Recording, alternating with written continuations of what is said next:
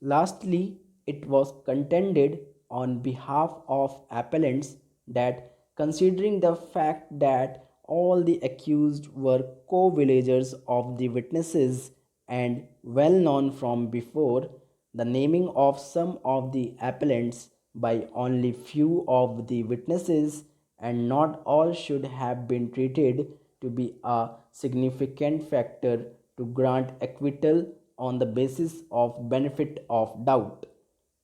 Reliance was placed upon the judgment of this court in the case of Masalti etc. versus State of Uttar Pradesh AIR 1965 SC 202, wherein it has been held that no doubt trustworthy evidence of a single witness may be enough to convict accused persons in appropriate cases, but where a criminal court is dealing with evidence pertaining to an offense involving large number of offenders and a large number of victims, it is usual to adopt the test of support by two or three or more witnesses if they give a consistent account of the incident.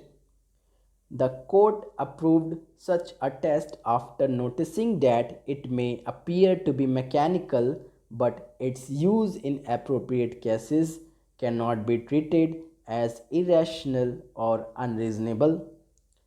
In order to assist this court to apply such a test in the present case, detailed notes and charts have also been furnished to indicate individual cases of appellants in respect of evidence of eyewitnesses appearing against them, their weapon, and alleged specific role.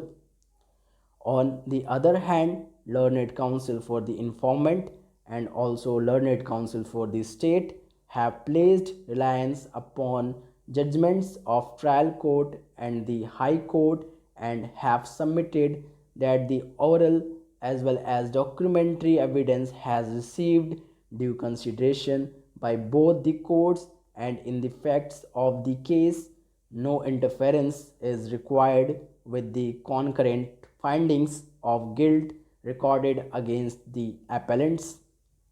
It was highlighted on behalf of prosecution that when large number of accused persons had run after the deceased and indulged in indiscriminate assault resulting into death of four persons in open field and serious injuries to the informant, the witnesses cannot be expected to notice, remember, and depose the individual acts committed by different accused persons vis-a-vis the five victims.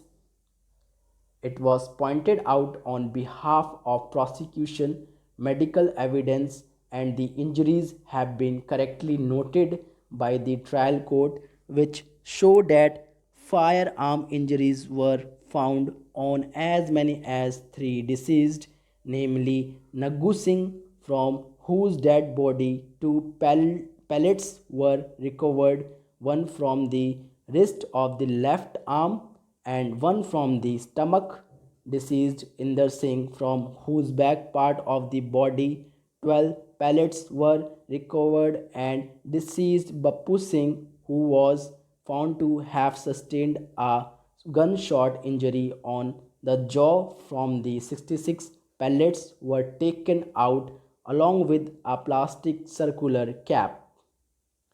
Pellets were also taken out from the brain. For this purpose, according to prosecution, the courts below have analyzed the ocular evidence in detail and have also noticed recovery of different weapons from the accused persons. Therefore, as their submission, the conviction of the appellants requires no interference.